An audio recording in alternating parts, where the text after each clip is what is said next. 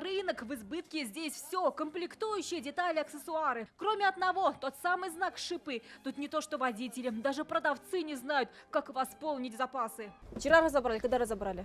Вчера. Спрашивайте, что А докупить? Я не знаю, где взять. Скажите, я возьму.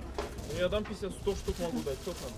Вот они, счастливые продавцы, у которых сейчас самый популярный товар уходящего сезона. Говорят, из-за дефицита цену поднимать не стали. От 50 до 70 рублей. Только за утро субботы у продавцов ушла половина запасов. Резервного фонда нет.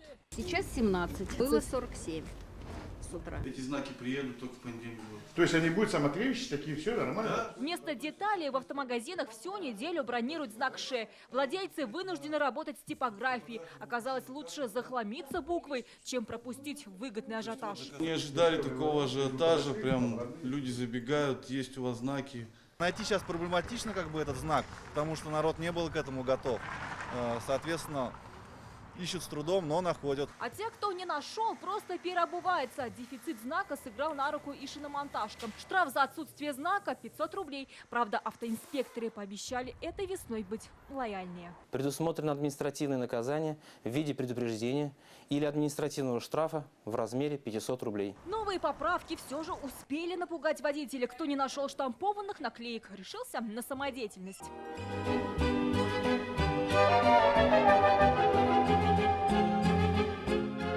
Знак нарисован, осталось наклеить, и моя душа спокойна. Надеюсь, не оштрафуют.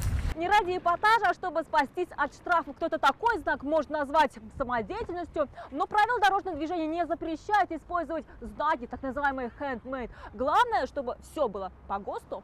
Стороны треугольника не менее 20 сантиметров, ширина красной полоски не меньше 1/10. Масштабы, как и наличие знака, имеют значение. Поправки даже опытных водителей заставили взяться за бумагу и ножницы. Как долго вырезали-то? Секундное дело. Из чего сделали? Из красной картонки, короче. Актуальность знака – считанные дни. Это уже осенью дорожная инспекция сможет пристально следить за наличием треугольника и проверять колеса. Пока же с автомобильной обовкой из стекол заднего вида слетает и знак «Шипы». Альбина Минибаева, Игорь Романов, ТНВ, Казань.